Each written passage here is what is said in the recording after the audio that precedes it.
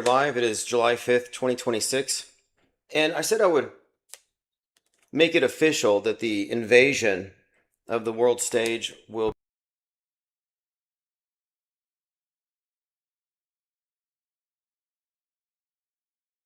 Second. There we go. I decided we would just formalize the whole invasion thing. You know, the alien anthropologist, the quarantine outsider group, that was a phase. But now we have to talk about this, we'll just say, conflict of visions. And I think the way to discuss it is just to kind of look at what our approach actually is. Because someone asked me yesterday, should you be reaching out to truthers, to red pillars? Should we be trying to wake them up? And my answer is no, for a reason. You want to keep them in the dark, because they're keeping themselves in the dark. If you try to take them out, you try to take any cult member out of a cult, they will resent you, and paradoxically, they'll double down on their false beliefs. We've seen this with Qs. We've seen it with a number of examples we can point to where if somebody will die on the whatever hill that you attack the most just because you're attacking it. It's just, you got to be careful. So no, we're not trying to go after those who are triggered or who are feeling challenged, because we're not looking for believers. We're looking for people who are not believers, but rather knowers and seekers. And that's a distinct group than the believers who are followers. So I'm working on this infographic. I asked Grok to clean it up. So there's a couple of errors that it made. But essentially what you're looking at here is the world stage, WS, and off-world stage, OWS. And the world stage is split in two. On the left is mainstream programming. On the right is alternative programming. Within the mainstream, you have the major subset, for those paying attention, which would be Normieville. On the other side, you have Trutherville. Within Normieville, you have a subset labeled here WT, that's Woketown, which is, again, it's on the left, on that side of the political horseshoe. On the corresponding side on the right, you have woke right. And what I want to emphasize here, and it's subtle, but woke right is the majority of alt. And the Trutherville, which is like the red pill, the conspiracy theorists, they're a subset of woke right. Most of them don't even know how politicized their opinions are because they're useful stooges. So now here we are, off-world stage. The graphic there, that's the raft. And on the bottom, RV, that refers to Realville, which is where we're headed. And Realville is dead center in the middle of Trutherville. Will be within view of Jonestown, Alex Jonestown. It's where we can get our Kool-Aid. But if you see here, in order to get there, we have to go into the world stage, which means basically going through Woketown first, woke right rather, and then from there going into Trutherville. And this is why I've made it a point to emphasize our disdain for the J pill, because the truth community is really just following a bunch of euphemisms for it. And it is ultimately an inversion of critical race theory from the left. It's just critical Israel theory. It's just programming and alt programming. And the off-world stage perspective is specifically deprogrammed. That's why I call this the IPS Deprogram. So what I'm pointing out here is that the raft is moving in. And I chose today just because this is a special day for a very, I don't know how big they are now. There was this pretty popular UFO cult, and they said that there was going to be an invasion starting in Cleveland at 7:30 a.m. And this would have been in 1998, July the 5th. So today was X Day, because the beings from Planet X, some unknown planet, the Xists, were supposed to invade today. And then what they did, and this is what all cults do, they said, well, 1998 was the year, but we don't actually know what year it is. So every year they would push it back and push it back and push it back. And they might still be doing it. They might be there today celebrating the fact that the aliens didn't arrive or something. So anyway, I decided this is the day for the auto hoaxer invasion into the world stage. And what this means is now we're getting into the area of debate, dialogue, and more direct confrontation. Not rude. I'm not a troll, but I mean engagement on their, on equal footing. We're just discussing ideas, and it's going to get more interesting, I think, as this thing moves forward. And then second, I decided that every month the Infinite Plane Radio Press Club needs to have some kind of on-the-ground investigation. Something needs to be done every month. So last month, 6/11, it was Seattle. So this month, I'm thinking Las Vegas, New Mexico. So I've been doing my research on tracking Bigfoot, and I am interested in cryptids and serial killers as worthy of our investigation from a skeptical perspective. I mean, why not? They don't give us enough terrorist attacks and school shootings to keep us busy all the time, so we need some side quests. Side quest number one, I will be driving to Las Vegas, New Mexico, because there's a certain old gas station there where supposedly somebody saw Bigfoot like 10 years ago. So I just want to go over there and actually sketch the thing, look around. And I've been thinking, what other places have we gone to? We went to Aurora, where they built that shrine to the fake dead kids, the fake dead theater goers, Erica's friend among them, Erica Kirk's best friend. I went to the spot where Isaac Cappy fake died from a 22-foot bridge, which would not have killed him. That was absurd. If you remember the whole Isaac Cappy connection to Tom Hanks, real creepy. And they're bringing back Frazzle Drip. The truthers got bored with Epstein, and now they've made the Epstein lookalike famous. They got bored of the alien files, and now they're looking into, not Hunter's, Anthony Weiner's laptop. They'll probably circle back and hit up Hunter's laptop after. But right now they're looking at Weiner's laptop, and there was a file that was labeled insurance, and supposedly it has a video of Uma Abedin and Hillary Clinton playing naked ping pong covered in blood, wearing the skins of dead children on their faces. And for some reason, we don't have any evidence of the video. We just have people describing the video, or people describing how their best buddy's best friend who goes to the certain church knows a cop who saw it. And from 6 degrees of separation, they relay the horror of it and why you shouldn't want to see it for yourself. Just take their word for it. Trust me, bro. But what's weird about it is that you have the Epstein file depositions, and Hillary Clinton is asked point blank about Frazzle Drip. And what does she do? She gives this, she's like fed up with hearing about it, just purely tired of it. She's like trying to act like she shouldn't even have to answer it, and she puts her hands on her face, and then she stretches her face into her hands, and she gives a remarkable impersonation of somebody putting on the skin of a dead girl. I mean, it looked like she was wearing a dead girl's mask, like she was actually going through the motions. So, like, I don't want to believe a bunch of trashy conspiracy nonsense, but they keep giving me reasons to think there's something there. So I do credit the conspiracy theorists with taking the bait. Like, Nick Fuentes is ridiculous for saying that there's no conspiracy with Charlie Kirk. The conspiracy is obvious because it's a planted fake narrative that you're supposed to pick up on. That's why it's huge right now. The Charlie Kirk conspiracy industrial complex was created by the same people who faked his death, the writers of the script. It's merely a subplot that's very popular right now.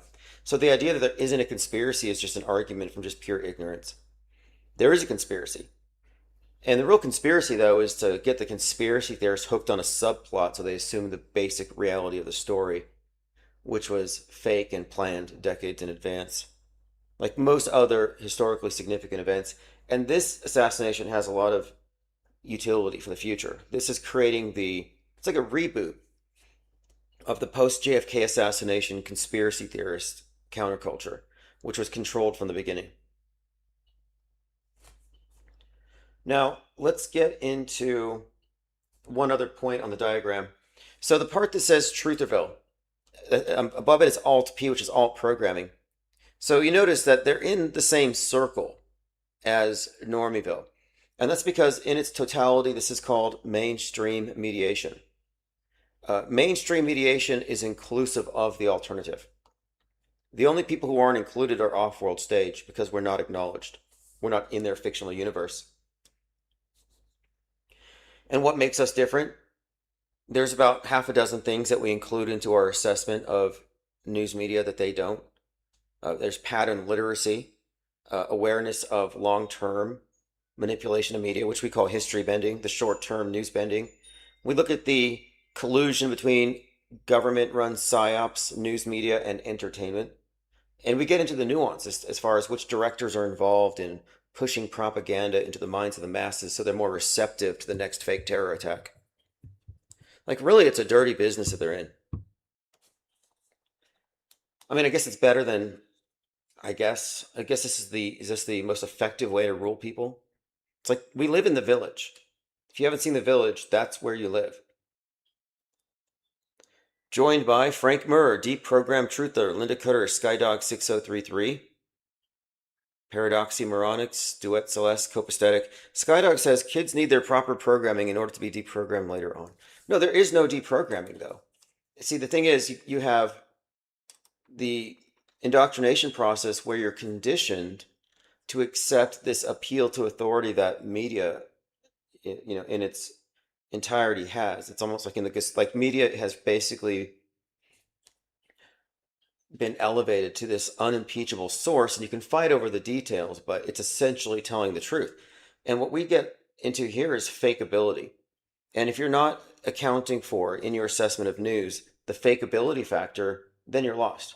If you don't know their capacity for fakery, their history of fakery, how systemic it is, then you don't have enough information to have a reasonable opinion. Your opinion is going to be constrained to the world stage. So there's only 2 points of view. In the red circle is one point of view. Outside is another point of view.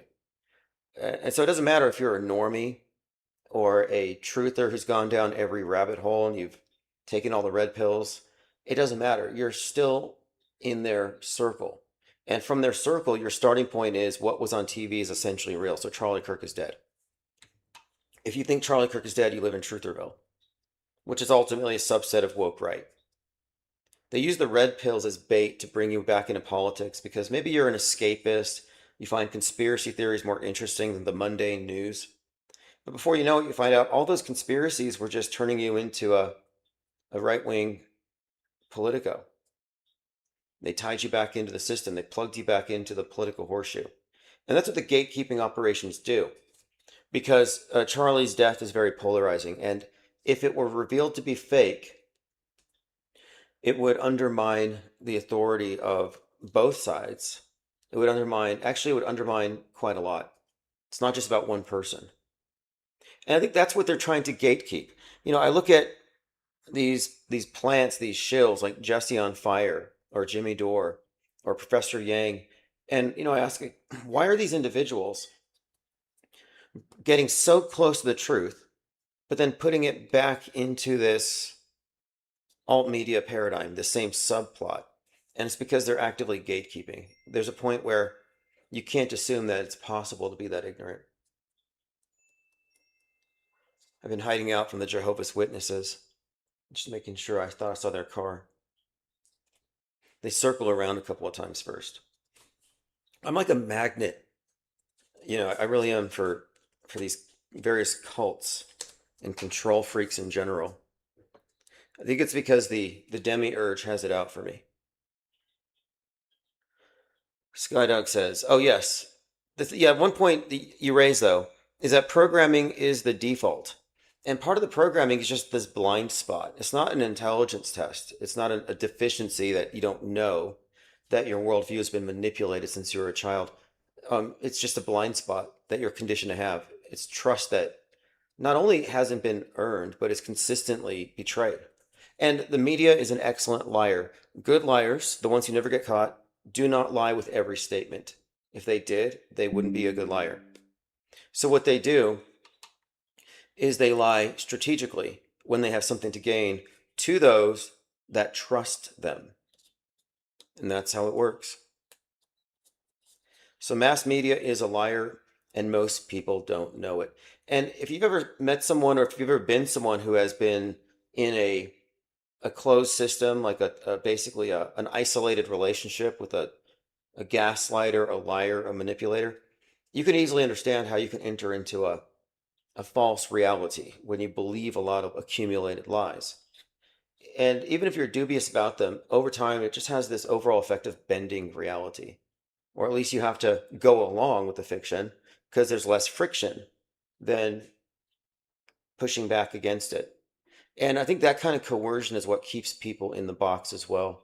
They make it painful on numerous levels to challenge the dominant paradigm and its priesthood and its pundits.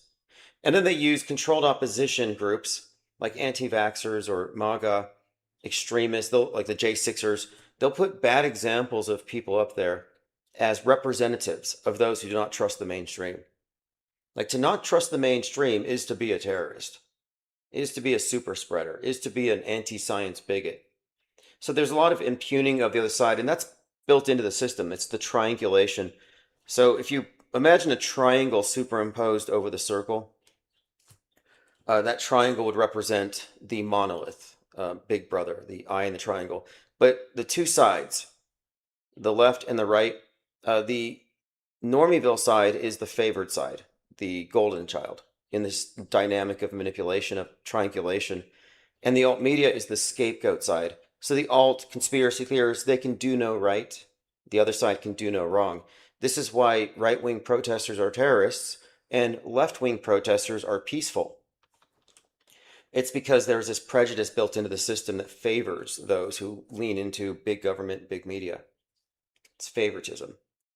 And that also empowers the left to help the government-controlled media attack their opponents. So this dynamic, this back and forth, is built into every single psyop and every world stage character. They're all split down the middle to get both sides fighting over them, because it's in the fight over the interpretation of the story that the story gets grafted onto your historic timeline. Because as I described, we do live in the real world. We're all in the same timeline. We experience the same past, we're in the same present, and we're looking at the same unwritten future, or so we think. But the truth is, the future has been written in advance. There's a secondary timeline that describes our future, and it intersects with the present through the news media, theater, the theater of Psy-war. And these events are fought over by the public, they're debated, they take up most of the space, they take up the air. All the air in the room goes to the fake event. And then that's yesterday's news. And what is yesterday's news? Well, it's history. And if you look at the accumulated news cycles contaminated by pre-written, prefabricated scenarios and events, you can see how our recent history is far from objective. We essentially have been dragged into what you could call an ARG, an alternate reality game. So if you have your blinders on, if you just go with the program, you basically live in a movie. You're in a Truman Show. You're programmed. And to be programmed, in my definition, is to be living as though the manufactured reality is real. And that's the program that describes our future. So to deprogram is to decouple the two timelines, to recognize that there's the real timeline and then there's the convergence with the fake timeline, what I call the metascript. So when we do metascript deconstruction, we're looking at the sequence of fake events over many decades up to the present and written into the future. And we gauge the future trends in this by looking at present day predictive programming content. Because there's a hand in glove relationship with mass entertainment, mass media, when it comes to performing psychological operations and simulated events for the purposes of world government. And from this position, and if you're inclusive of the whole space program and its fakery, it's pretty clear that we're only looking at one government. I think all the little G's competing is just, to me, that's the perpetual war that Orwell wrote about.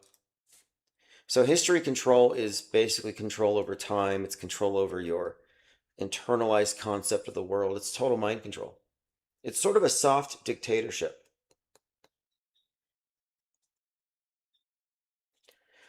So you're born to be programmed, meaning you're born to be susceptible to what? To belief systems. And these belief systems are spread through mind viruses. I didn't used to think mind viruses were a real thing. but I've changed my view on it within the last year. Mind viruses are memes, which are units of transmissible cultural information, like a jingle or a meme, something that you can just memorize really quickly and you can transmit it to somebody else. But the thing about a mind virus is that it's something that slips into your belief system without any proper vetting. So it's somebody who raises a doubt. So now you walk around with this question and a doubt about something. Well, that doubt that you picked up might not be based on a valid question. It could have been an argument from ignorance, an appeal to ignorance. It could have been a loaded question. So they might have smuggled a premise into your head under the guise of a question. And now you have that question in your head. So now you are a carrier of what is actually a supposition, what is actually something that was a claim disguised as a question. So it's very slick. So the mental immune system of the news consumer is I believe, specifically engineered to be susceptible, to have certain blind spots, to fall for, like, appeal to authority is the primary one. And when I was looking closely at the chemtrail thing, I realized nobody can sell you the theory on the facts alone. They have to package it with loaded questions, with half a dozen or more fallacious lines of reasoning.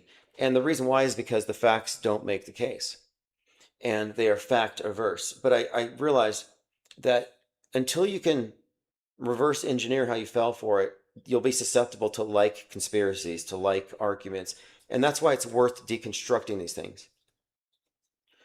What made you believe in the Mandela effect? What made you believe in chemtrails? What made you believe in uh, 5G towers sending some kind of toxic radiation or something?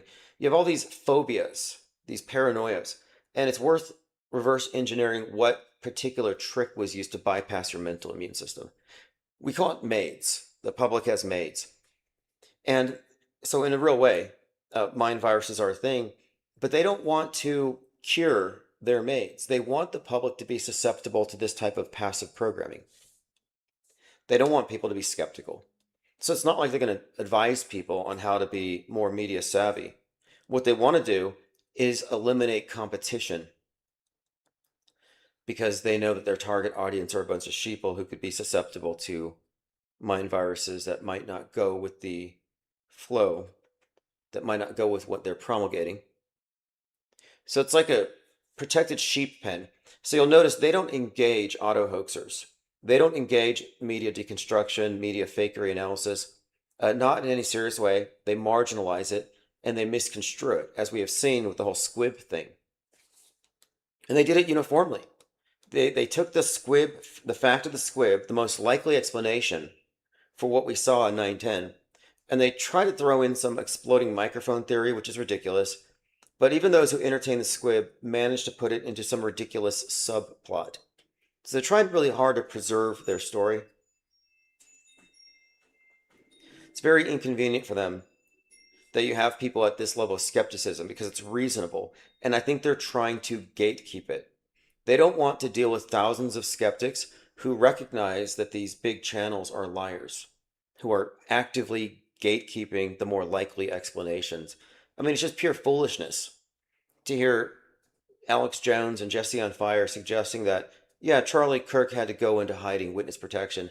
Like you're going to fake your death on live TV in front of 3,000 people and implicate 24 of your friends before you go into hiding. Like, that's preposterous.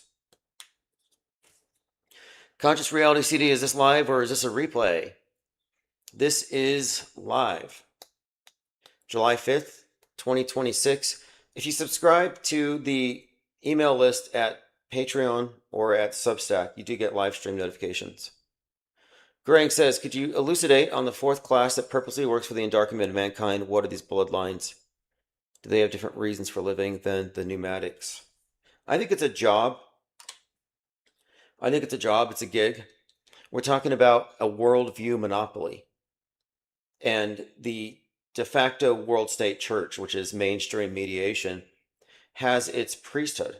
And it even has an esoteric aspect to it. But there's certainly a group of people that you could describe as the programmers. Most of the programmers are still 90% programmed. What we're doing is above their pay grade. But there's a certain level of programmers who have no plausible deniability to having an understanding of the fabrication of history. And these would be the directors who've worked on films, rather on psyops like 9/11, for example. And I point to James Cameron quite a lot because he's one of the greatest in this collection of what I call meta scripters. But this also includes writers, TV directors, it includes musicians. There's a lot of people who contribute PSYOP reinforcement content, whether it's predictive or concurrent programming. We talk about the writers, like the guy that wrote Snake Eyes, which had the Charlie Kirk, Erica Kirk stuff in it. That writer wrote Disclosure Day. And what's the connection there? Well, we're looking at the directors who have the most influence in this manufactured history. And the metascriptors would be those who are executing the script. Like, this has to happen in 20 years. Who's going to direct it? And that's what we're looking at here. Unlike conspiracy theorists who talk about Jesuits, reptilians, the EGIs, or the J's, it's like we can name names. We're looking at the actual conspiracy, not these manufactured subplots that keep tripping people up. But no, we're talking about the internalized Truman Show itself, the structure, the false worldview, and its architects. And we can name names, which I think is a good strategy considering how shameful it is to betray your own audiences and take part in psychological warfare against them in support of some government psychological operation, often traumatic in its nature, that will be making full use of co-opted news media. Like, this sounds like dictatorship stuff. And to be involved in that is really a shameful thing. So, I mean, I'm just thinking about how we've removed plausible deniability from a large number of people, and our numbers are growing. And there's people who should, at the very minimum, answer these questions. And there are some who toy with the idea. They mock us about it. The director of The Boys, specifically, referring to the multiple instances of the real-time release of his show mirrored in what Trump's doing. And they know they're talking above the heads of the masses, but not us.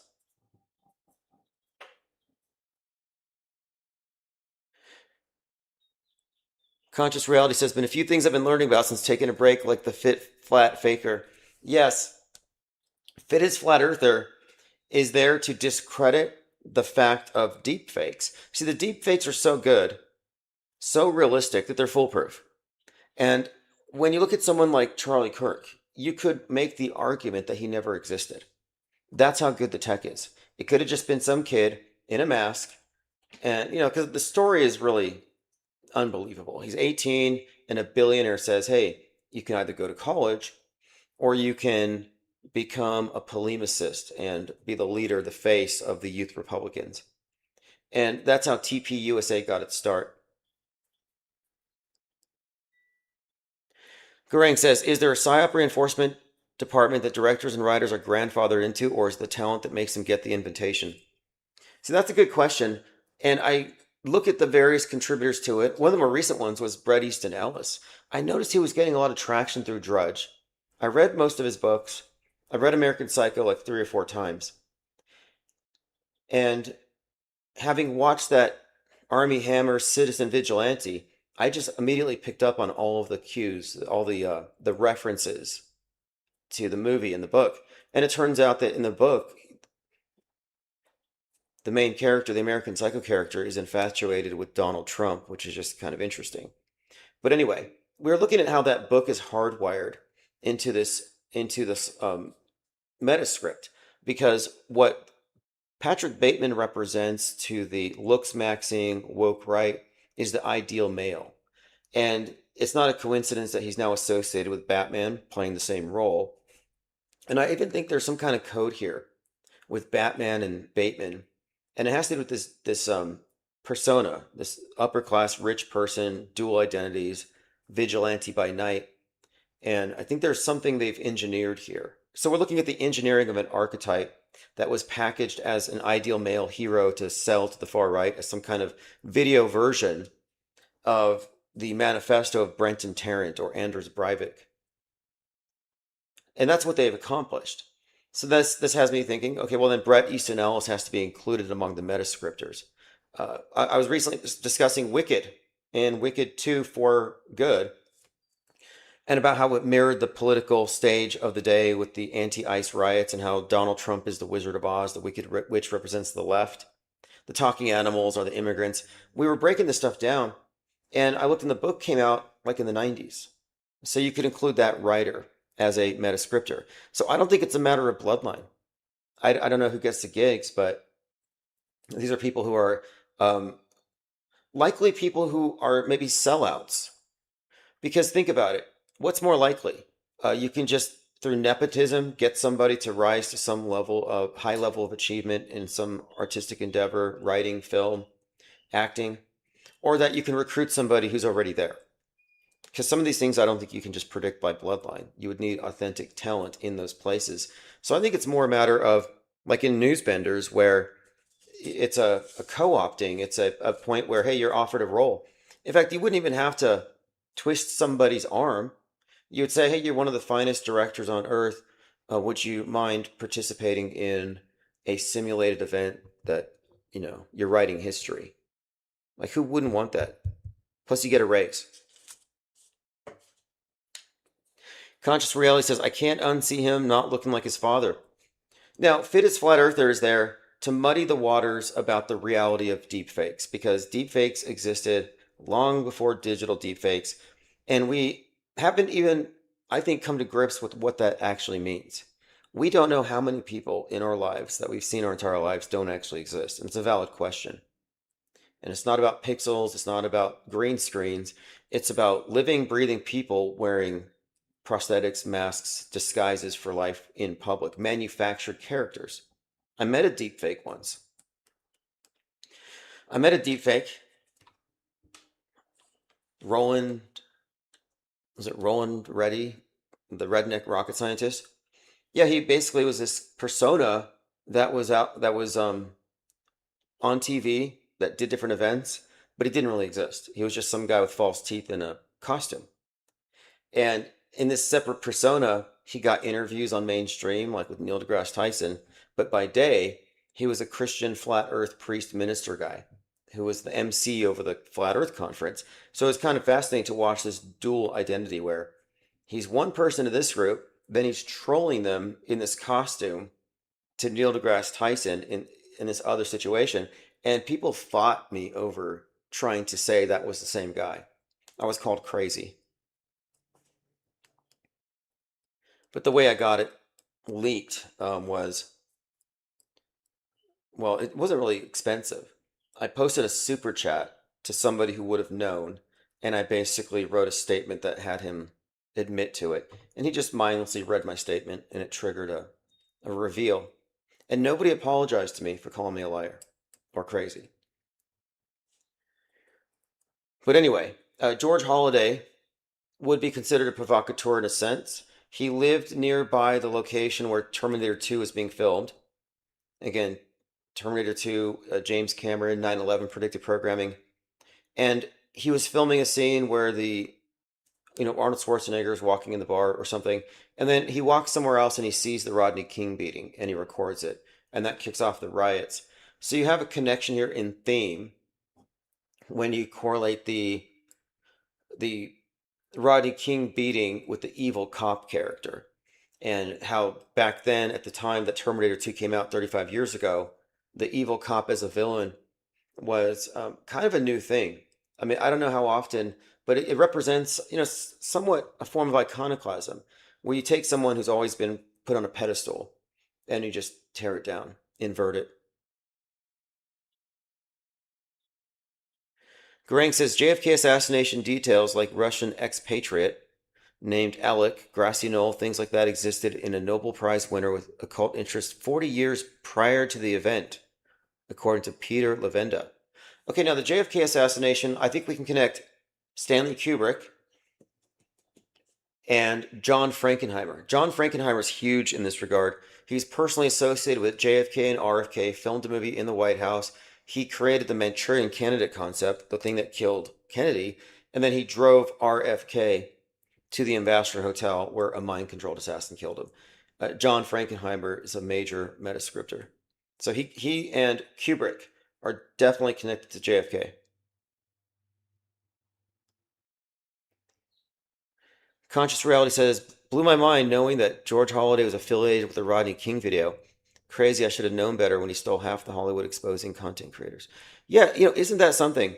You're talking about an iconic bit of footage, which they recreated a few years ago with the killing of Terry, was it Tyrell Nichols by that Scorpion Squad, some fake police department? I mean, the whole thing looked fake, but they obviously staged it to bring back, to recall the Rodney King beating.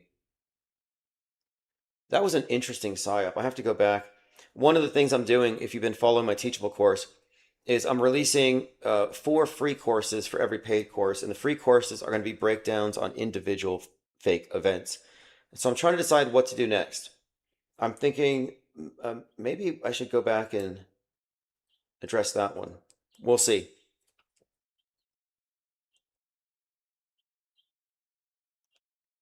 Conscious Reality said, plus he always seemed like he was reading scripted content. Well, I think that this guy, Fittest Flat Earther, is a plant specifically to discredit these things with bad arguments, content harvesting. That's a red flag where he will find something that someone else has popularized, someone else's idea, present it as his own, and not give them credit. And I don't think that's a good idea strategically unless you're trying to bottleneck information, unless you're trying to gatekeep. I'm not a gatekeeper. I always cite my sources and link because we're trying to network. We want people to follow the path. We're not trying to act like we are the source. This is not an appeal to authority. Also, there's a bit of gaslighting that goes into that whole premise of this person is that person. They're playing into a natural tendency. Like when you look at an animation or you're reading a comic book, you use your imagination, just basically it does the work for you of connecting these things and creating the connection. So that drawing is not the same as that one, but it sort of is. It blends into it. Your imagination fills in the in-between frames. And when you're shown 2 pictures side by side, or they split it down the middle and put them 2 together, it's not hard to let your imagination fill in the blank if you stand there for a moment. And you wouldn't do that unless you were prompted by someone who says, don't trust your senses, you're being tricked. Look again. That's a form of gaslighting. But the guy is a content thief. And what got me was he went after Jurassic Liars, where he took the best parts of the breakdown that Jurassic Liars has extrapolated from a decade of media analysis regarding the archetype represented by Elvis Presley, how it connects to Donald Trump and the Antichrist. Fascinating content. And Fittest Flat Earther just blurts out, Elvis is Lucifer, and he's Trump, and he's the Antichrist, and he's going to blow up Seattle on June 11th. He just butchers the whole thing and doesn't give credit to the source, and then he acts like he didn't know when he had previously been spotted lurking in Jurassic Liars' channel. So to me, that is someone who is strategically trying to co-opt the subscribership of various channels by stealing the best. It's just, to me, it's content theft. It's a crime. Brian Cates, a religious nutcase, says their symbolism will be their downfall. That's a QAnon quote. So Dolly Parton was talking about how much she appreciates Taylor Swift and Travis Kelce because they donated $1 million to her Dolly's library. So I don't know what her library is, but they donated $1 million. So she sits there and she says, I wish the both of you the best. I love you. And she said something along the lines of, your first kid is going to be very special. I want it. And then she flashes the sign of the horns. So they're saying here that basically she offered to sacrifice their firstborn child to Molech. And that's just because her 2 fingers dropped for just a moment. You got to watch your hand signs. Like if you don't mean it. But again, it's one of these instances where they do themselves a disservice by constantly looking capable or guilty of the things that they're accused of. Conscious Reality says he did Jurassic wrong, never gave him credit. He stole mine as well. Well, don't forget, he was also called a shill by Jake the Awake Hole. And Jake triggered the guy so bad that he threatened to kill him.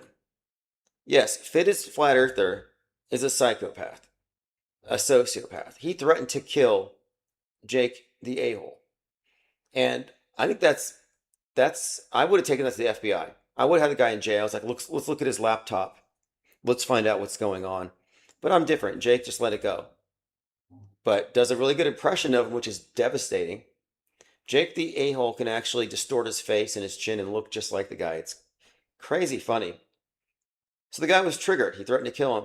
Well, he doesn't apologize to Jake. He uploads a video apologizing to his subscribers, but not to Jake. Oh, I'm sorry for losing control in front of you. That being said, I'm sorry for killing Jake in front of you. I should have done it in my basement. Like, no, you didn't apologize for the horrible thing that you did. You threatened to murder a content creator because he called you out as a content thief and a shill.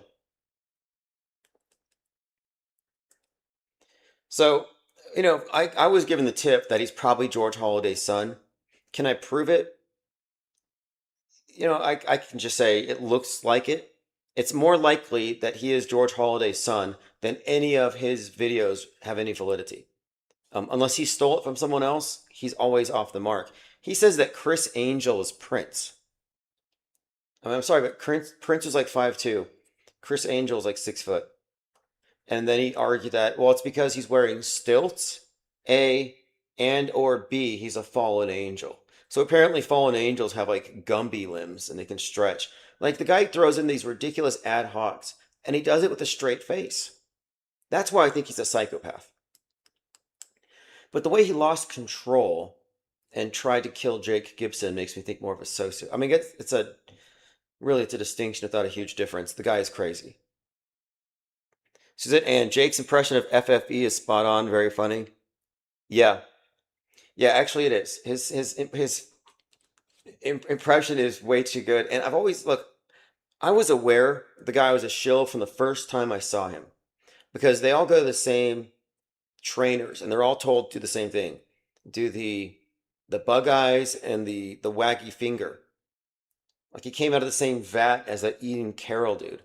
It's like, what's their specialty? They just come out of nowhere. One minute they're like Uber drivers. The next minute they're mega famous and they're on all the big platforms. And all they did is they go onto TikTok with bug eyes, wagging finger, and dropping sound bites. And to me, it just looks like a reality wood chipper when I look at TikTok. You take these facts, take them out of context, make a sound bite, and it just gets thrown into some massive like landfill of just disconnected, incoherent. It's the sea of irrelevance. They're destroying any coherence. The truthers will never get to the truth. They don't have the right point of view. They are world stage centric. And are you a truther? Well, that's really up to you, to decide if that's what you are. But you can't deny it if you hold certain positions, certain political positions. Anti and pro positions are all forbidden here in Realville. You can be a non. Like I don't drink Diet Pepsi, but am I anti Diet Pepsi? No, I'm just a non-user. So you could be anti something, you don't want it, you're scared of it, you're phobic, I don't care. But the instant you take an anti position, now you're working for Big Brother. Now you're plugged into the triangulation, which helps make the fake events real. You're part of the psyop. So the only reasonable position is to be a non fill in the blank. So you got pro, anti, and non.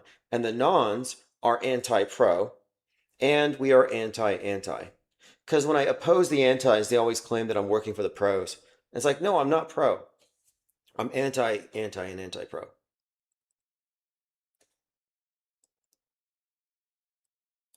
Conscious Reality says he used to be a high school, middle school teacher, so cringe. He says that half of Hollywood are vampires but clones at the same time. Yeah, they're vampires, clones, fallen angels, people in rubber masks, short guys in stilts. Just whatever works for you. He's very reality fluid. But he does seem to be a troll. Duet Celeste says, an RV supporter, didn't he support him after he threatened to kill Jake? Maybe it's like the enemy of my enemy is my friend.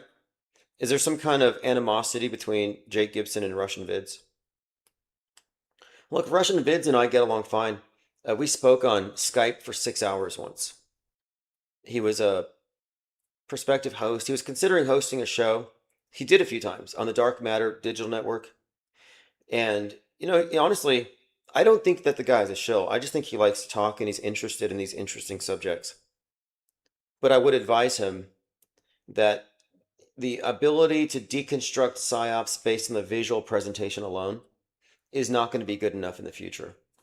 The future of psyops is all metascript deconstruction, if you're going to see through it at all. The future of seeing through fake events is script deconstruction, because the visuals are becoming impossible to see through.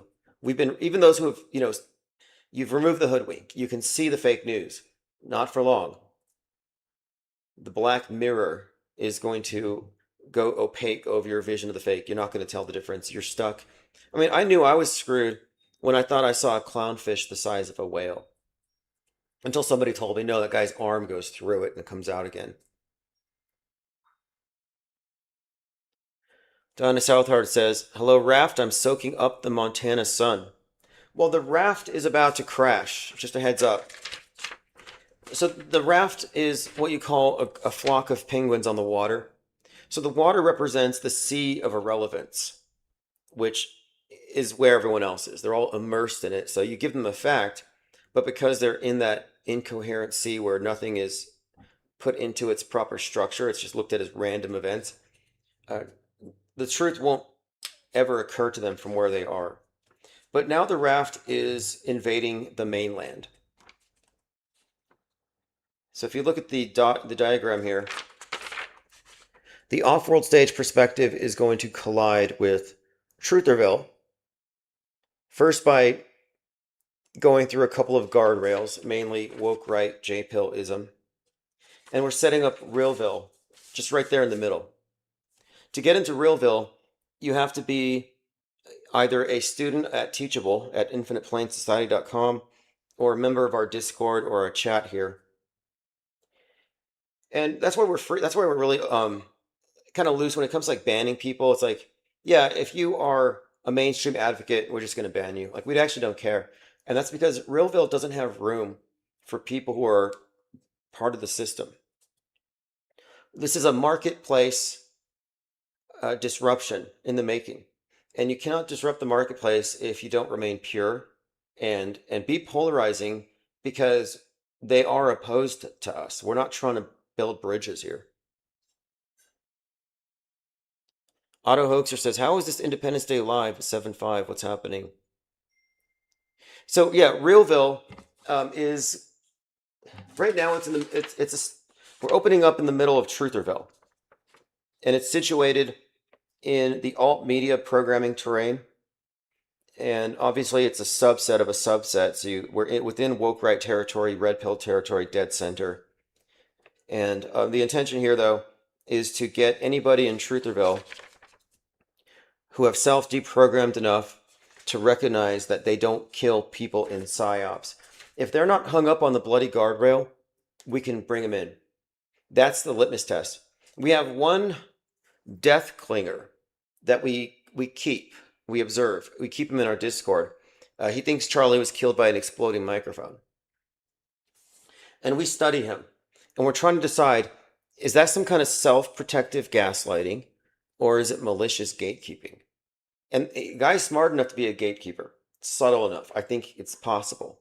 I'm not accusing anybody, but if I was a gatekeeper, I would say everything that he's saying all the time in response to everything that I'm positing. But it's great for our purpose here, because we are trying to delineate between the two sides, and we've come across the specific barrier and the reason why. Like, the reason why they need to preserve the idea of Charlie Kirk dead is they need Charlie Kirk to exist as a good guy, and his wife is possibly a bad guy, but they need him to exist.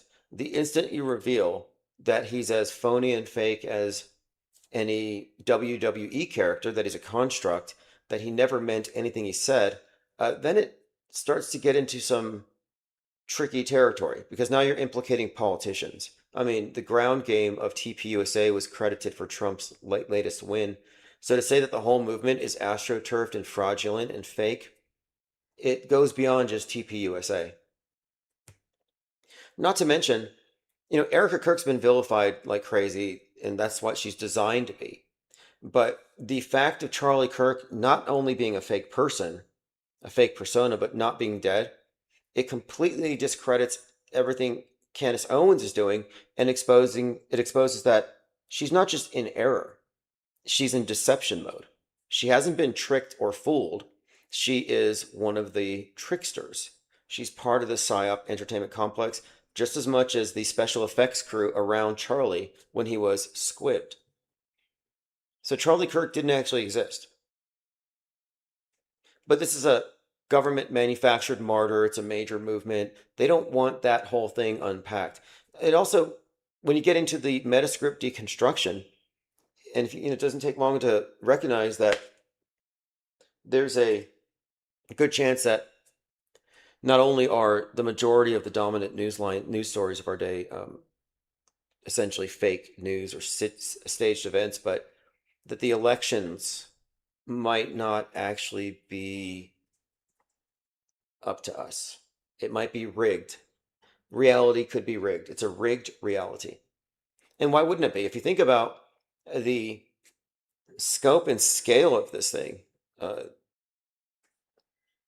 it really shouldn't shock us that elections are fake, that you have no political leadership. Maybe locally, I guess, but no, it's mostly a charade and political theater. And that's not black pill, that's not pessimistic. But you see, you have like the sunk cost, people invest their whole lives into it. Look how people are invested into their sports teams. They're invested into their religions and their politics in the same way. You can't unplug people from this. They are so deep in. They're the helix. Someone brought up Gnostic terminology yesterday. They're the helix. They're plugged into the Saturnian matrix. You're not going to pull them out. And I don't look at truthers as a bunch of hostages who need to be rescued from big mind control. I look at them as conscripts, as sellouts and traitors to their own self-interest. They are the controlled opposition. So yeah, Trutherville has to make room for Realville.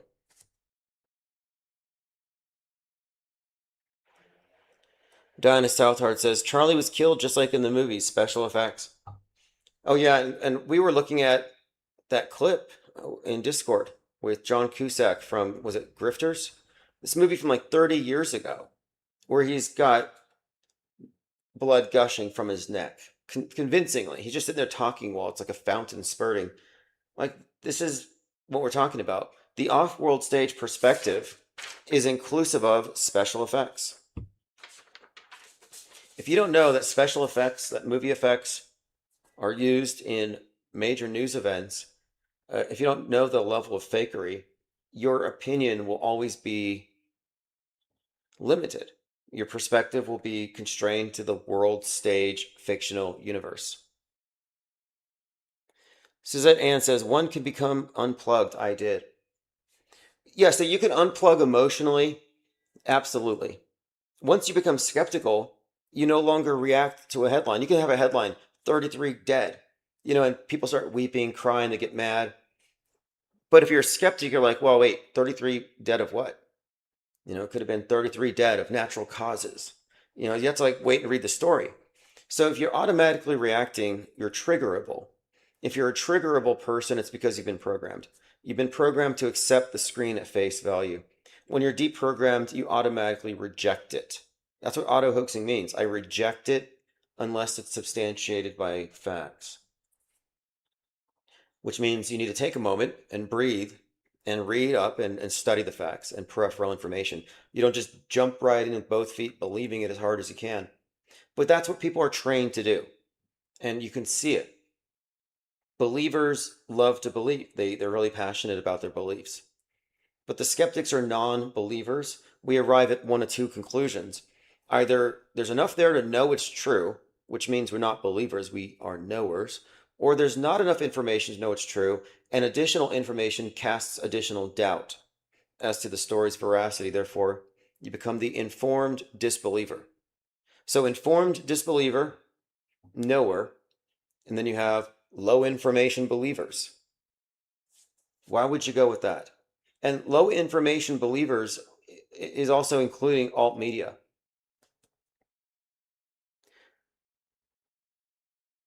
Donna says, when CK thing happened, my first memory was a Cusack clip from many years ago. Yeah, that's what's so incredible about this is that you saw a movie 30 years prior, and that came to mind. People saw Trump getting shot while at the podium, while ranting about immigrants, and they immediately went to Machete from 15 years prior. And that's how I think a lot of the predictive programming works. It's subtle, but it's quite literally just programming you for future fake events. But now unplugging needs a little qualification because I understand unplugging emotionally and not being engaged in it at that level. But I do think you have to remain somewhat informed about the programming. You have to remain informed of, situational awareness, like, the weather, the climate. Well, I think it's reasonable to kind of maintain one eye on the programmed and what they're being hit with. And that's what I focus on here. Because if you totally unplug, you exit the world of misinformation and you enter the world of the uninformed. And the uninformed might be blissfully ignorant for a time, but then when they're dragged into a psyop or they're dragged into a situation where they have to form an opinion, where do they go? Well, they go right back into misinformation. So if you're misinformed, that's the norm. You're going to be going with whatever your political bias sends you to. If you're uninformed, you're going to catch up when you have to. But there's another category, which is informed. And informed is one I'm espousing here. You're informed about the programming, but you're just not directly engaged. And that's why I've been saying alien anthropologists, just to signify how distant I am and how little I care about their struggles. But I'm just observing it impassively. But that phase is over as of today, July 5th, 2026. Now we enter into the invasion stage. The auto hoax encampment here, Realville, dead center in the middle of Trutherville, is no longer quarantined. It's no longer a separatist thing. I think we can coexist now and we can begin to make progress in really establishing what needs to be a third branch of media analysis. And of course, our presuppositions are built upon the off-world stage perspective. So we're not actually a subset of Trutherville. If you look at the diagram, that's where we sit, but we extend still out into the sea. We extend out into the raft. The off-world stage perspective is our perspective, but now we are simply organizing in their turf. We're no longer deliberately ignoring them, although we will be deliberately alienating them. Again, we're not burning bridges. We don't agree with them. They are working for the endarkenment. And what is the endarkenment? Well, it's the ongoing process of maintaining this knowledge disparity about how media works that allows the few to manipulate the many. This is the newest iteration of religion. They've just perfected it. This is worldview warfare. And if you are working for the pro or the anti in this controlled dialectic by sharing its propaganda like a good propaganda mule, you are working for the dark side. I mean, there's no other way to describe it. You're not doing a good deed. These truthers think they're heroes, they're waking people up, they're fighting a good cause. No, you're actually serving the devil, the evil, the demiurge. You're serving the fill in the blank bad guy, whatever you think's at the top of this thing, that's involved with not just psychological warfare, but we might even be talking about something even deeper, soul suppression, who knows. But anyway, you're serving that, and you should stop. But the thing is, the light is obviously being monopolized. The knowledge is monopolized, and what we're doing is we're exposing the hierarchy and how the knowledge disparity allows the masses to be exploited and put into this internalizable Truman Show, a worldview with all kinds of augmentations, things that don't exist, that's built upon an edifice of fakery, just years of years and years and years of fake news, fake events. It's like they're in a cult.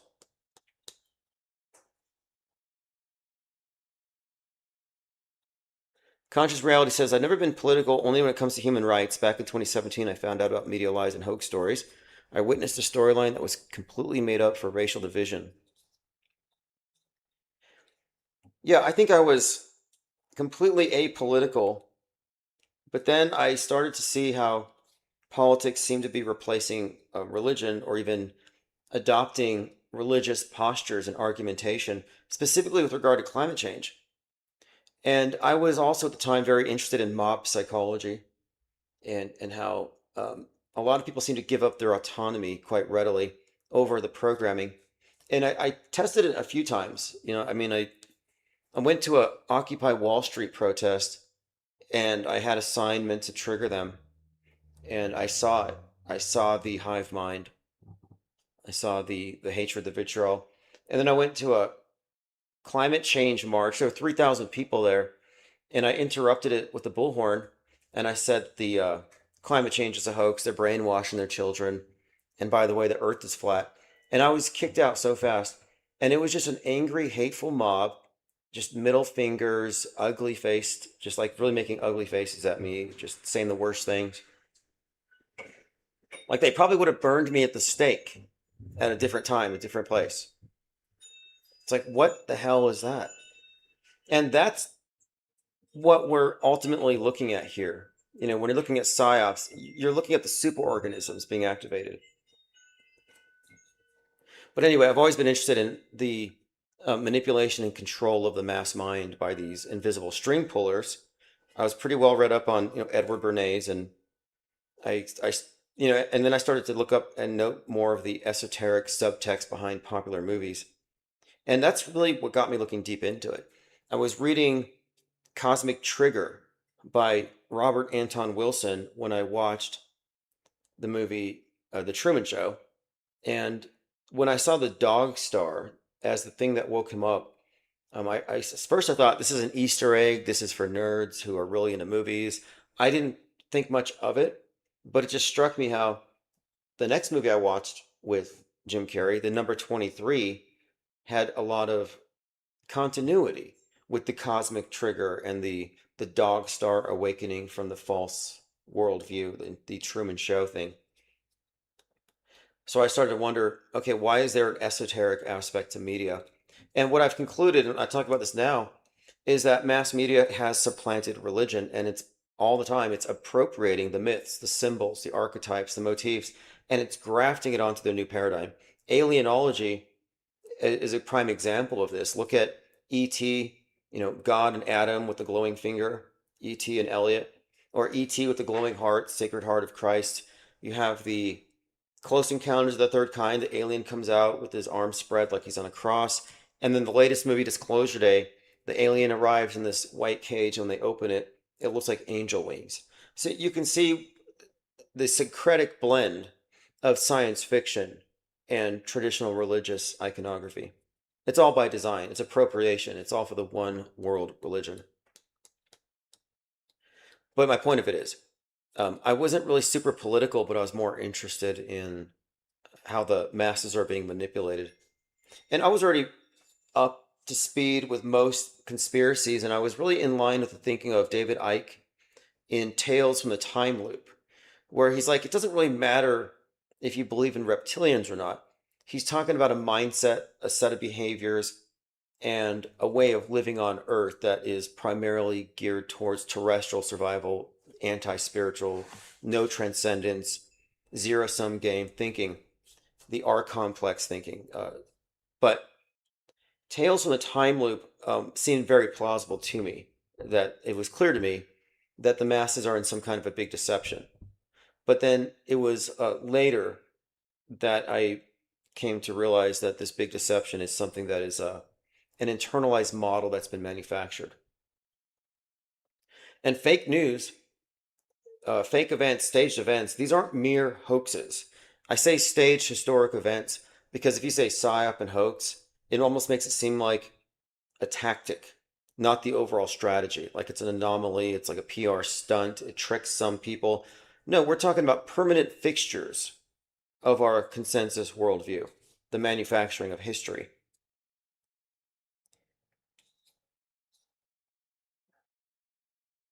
Another thing too was I recognized that the prevailing conspiracy theories, the popular theorists of the time, like Alex Jones, for example, when I first started looking into this stuff, they were really big on uh, protecting their guns. They had this kind of anti-government posture, but they were really about protecting their guns from the anti-gun crowd.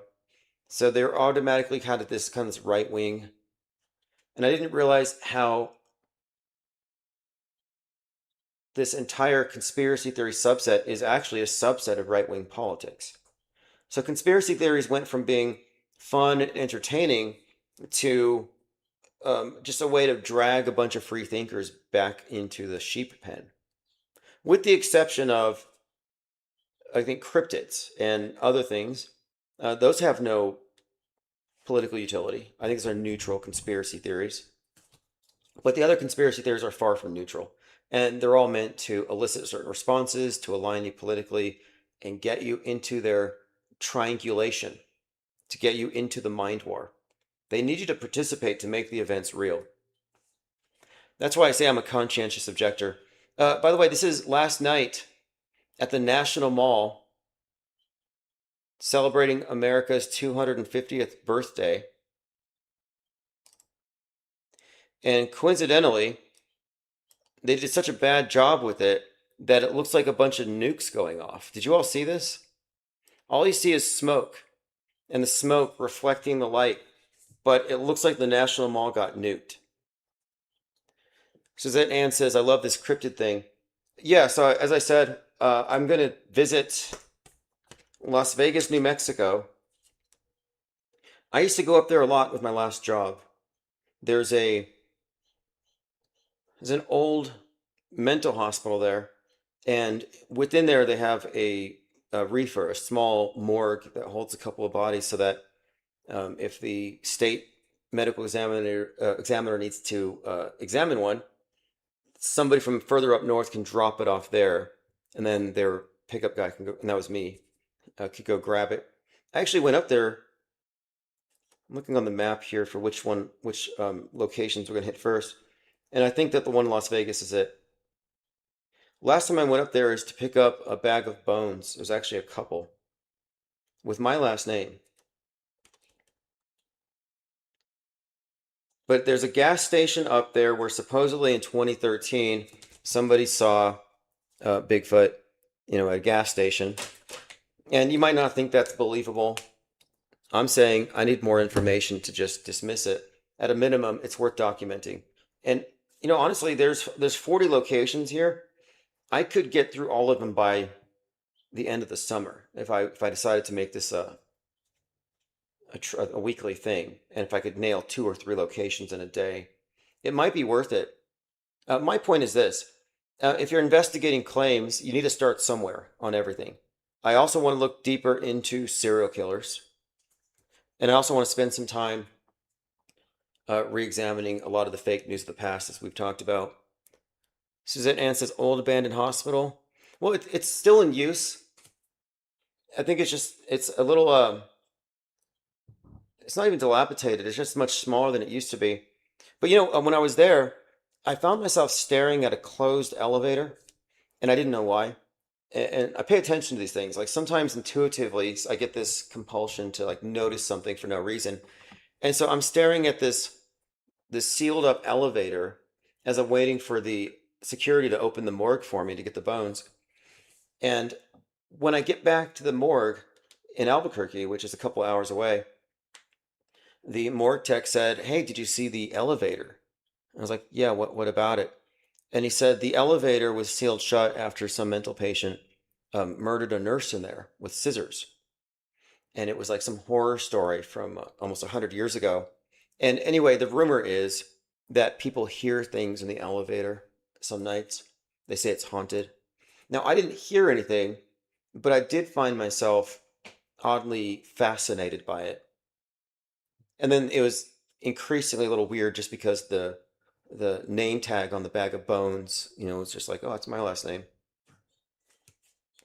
And you know how these things get. You talk about these things, and stuff happens. And you're like, okay, I think something followed me back.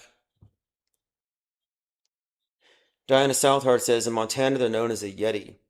Yeah, see, the name Bigfoot, according to the research I've done so far, based on this magazine that was coincidentally in front of the grocery store I went to right after I said I was going to investigate Bigfoot, says that he was named in 1958.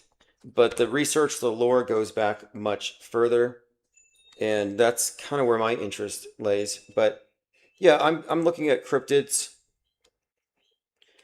and the paranormal as we look at everything, especially now. Because at the beginning of the year, I said, hey, look, they opened the Overton window. Now we're talking about aliens, and they've let in ghosts, they've let in demons. So we're talking about ghosts, demons, Richard Dawkins talking to sentient large language models. If we've crossed over to that level of superstition, then everything's fair game. Everything needs to be looked at critically. And it's not like I'm defaulting. I'm not going to cease being logical. I'm not going to I'm not going to betray our methodology here. My default is always going to be skepticism. So that means that I will be looking at these things critically. It's not like I'm expecting anything more than a preliminary look around investigation. Not to mention when you get the ball rolling on any project, if I go out there and I go to this location and I find out what I can, I document it, maybe do a landscape picture of it or something. I'll do some art. If I go that far, it will attract people who've looked into it, and that's how I tend to find information. Other people will look into it. Freddie says, "Has anybody seen a baby dolphin?" I've never seen a baby pigeon. The people say birds are fake. Use that as evidence. You've never seen a baby pigeon. Although the people who say that birds are fake came out of Parkland. Oh, by the way, speaking of, yesterday we were talking about Robert Cremo, the shooter from the 7-4 from the 4th of July parade, with the 7-4 on the side of his head, who dressed up like Where's Waldo and went to Trump rallies and worshipped Lee Harvey Oswald. This guy. So I'm looking at this person. I remember there was something else about this that I didn't really get into. We're talking about the 7-4, was it 2022 shooter? And let me see if I can pull up my notes here.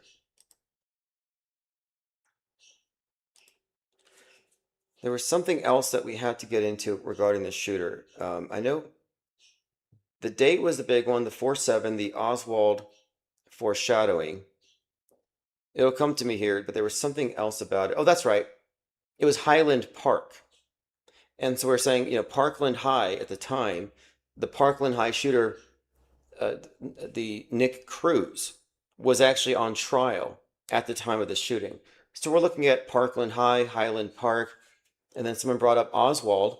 Well, JFK was taken to Parkland Hospital, where he died 17 minutes later, or was pronounced dead. But anyway, Parkland, Highland Park, Parkland High. And that week, the week of that shooting, there were other shootings that we had noted, and it seemed like Highland Park and Parkland High were emphasized. Not sure why, but the JFK Parkland Hospital was also part of this. And you know who was at the Parkland Hospital on 11/22/63? Meatloaf. And I don't know if it's two words or one. The Mandela affected crew think that Meatloaf is a Mandela effect, but regardless, Meatloaf was at the location. He was at the hospital, and he got JFK's blood from the Lincoln on his hands, according to him, if you can believe that, which I don't. He's also, I would consider him to be, an old school crisis actor. He had a very prominent role in Fight Club, which had a lot of 9/11 predictive programming.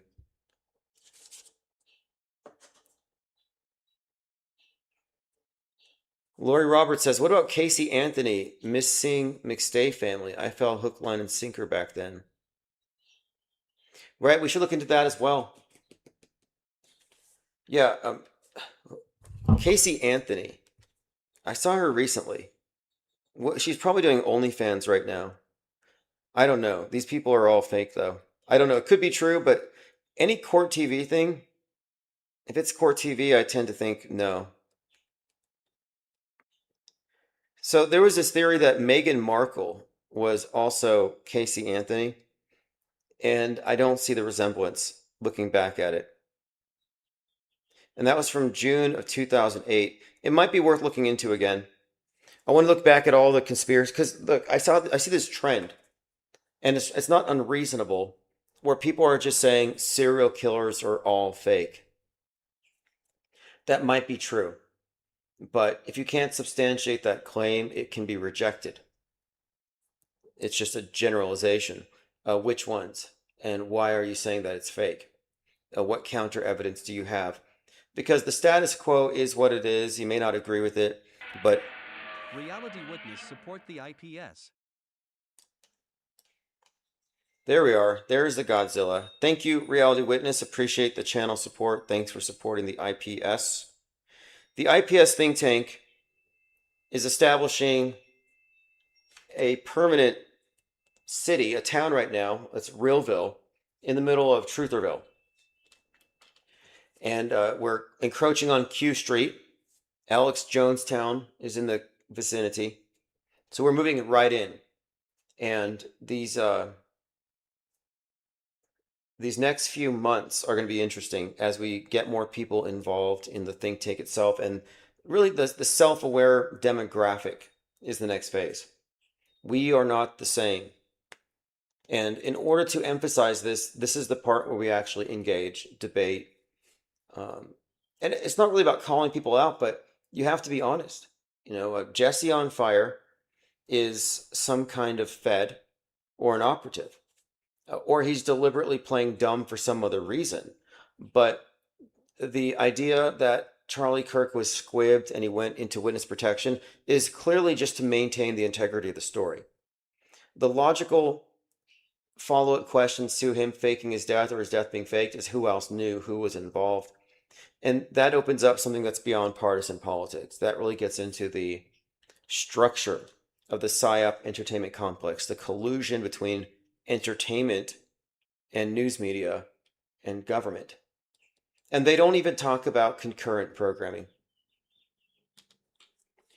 Duet Celeste says Casey Anthony was on Dr. Phil. In hindsight, I suspect every single story on that show is fake. Yeah, I think it's a closed system. I was told by someone who was on that show Cheaters. Cheaters was a show where a lot like reality TV, they were catching cheaters in the act. Every single episode was staged, but the people who are filming it signed NDA so they don't talk about it. And one of them told me about it, violated his NDA, and he told me that if it's on TV, it's staged. If it's on TV, it's staged. And he meant everything. He meant talk shows. He meant any sort of man on the street interviews, that you're not going to find anything organic and real. It's a closed system. Nothing goes viral.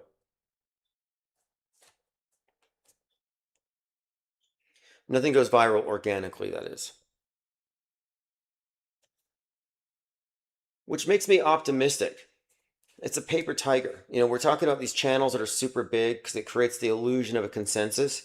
But in reality, they're lying about their size, and we're not. But if you look at the ratio of subscribers to views, it's a lot greater than you see with channels with much larger followings. So sub count is largely a vanity metric. The thing we should care about is the quality of, or rather the situational awareness of the listener. Are you up to speed on world stage, meta script? Are you outside of the duopoly? Do you know what media fakery entails? And are you recognizing that there is a provable collusion between government, entertainment, and news media when it comes to fake events? And are you aware that nobody dies in the PSYOPs? Because if that's your starting point, you are a different consumer. You're a different demographic than normies and truthers or alternative media types or people who consume political news. Like, you're outside of their paradigm. So this is something of a paradigm shift. Conscious Reality says all reality shows are scripted and staged. And Erica Kirk, who is best friends with the crisis actress who Nearly died at one event. Well, nearly fake died, but really fake died at a subsequent event. Yeah, Erica Kirk was in reality TV. Candace Owens was also doing acting before she got hired by Daily Wire. She was an actress. She was a backup dancer for some rappers. These videos have surfaced, which, it's not an attack on her character, but it's just saying, um, is this all a performance? And I'm saying it is a performance.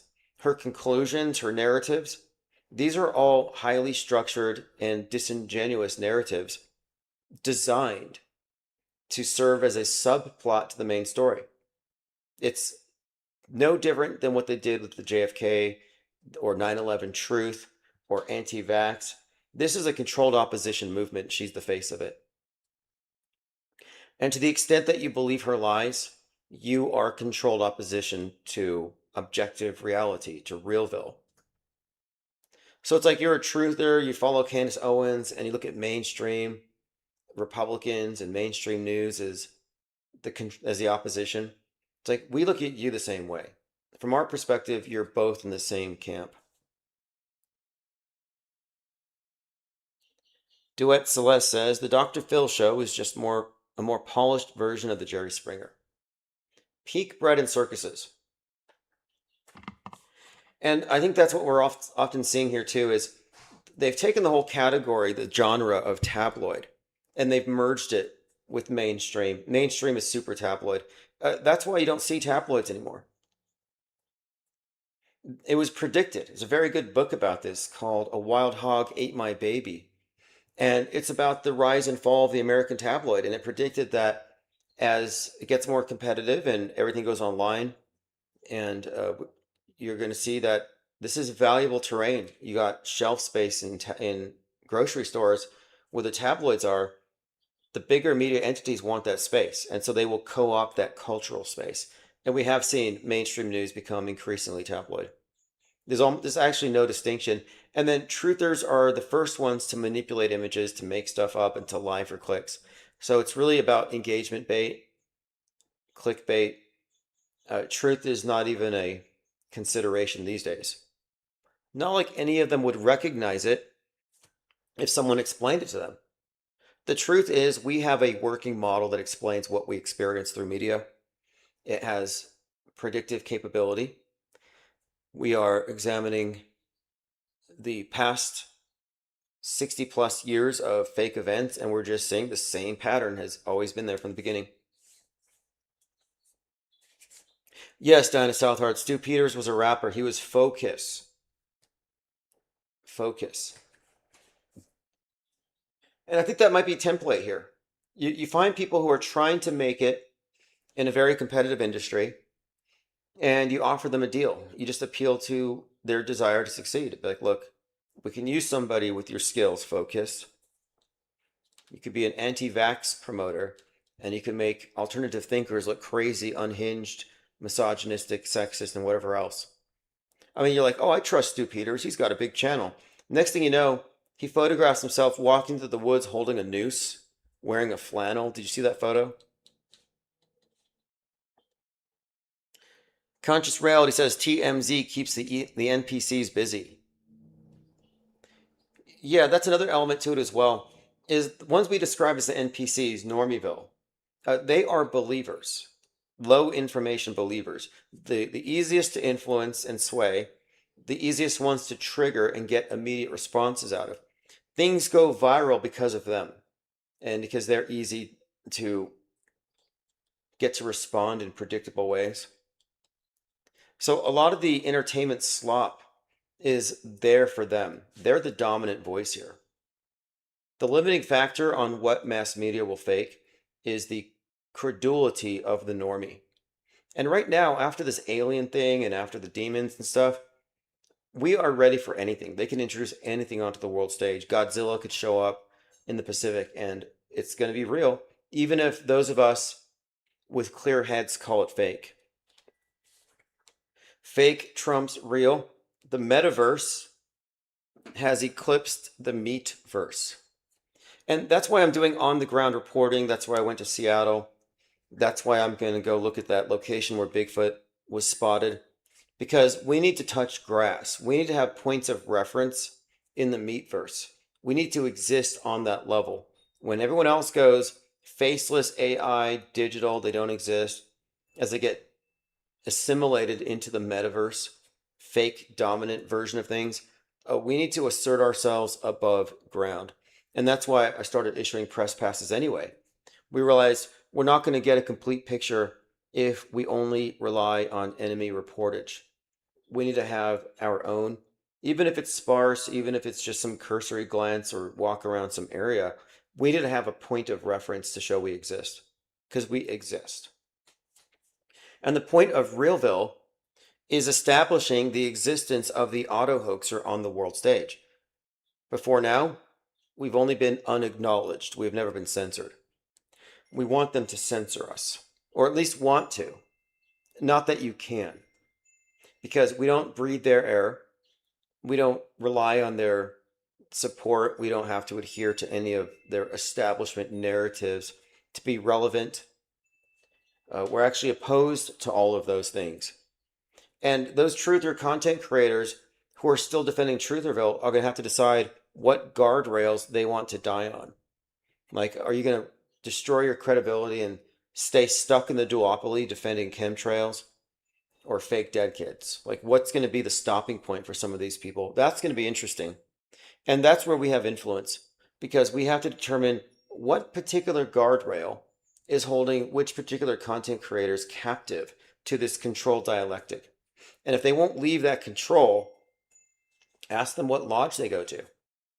Ask them, what agency they work for. Because no free thinking, no critical thinker, no reasonable person is going to stay inside of their duopoly once they can see it for what it is. It's like once you see through psyops, you stop automatically believing. It's just a natural evolution of thinking here. And we represent the next evolution. This is beyond trutherism, which is a dead end, as we consistently demonstrate. All right, thank you for your support. Thank you for your time and all of the research that we do. It's leading somewhere. So again, today is July 5th. We are officially now on the world stage, but not of it. And from Realville, there's a direct path. Just go down the tour. There's a path, and along the path, there's various guardrails that we have knocked down. And you just keep going, and out there is the off-world stage. So it's like the Truman Show exit.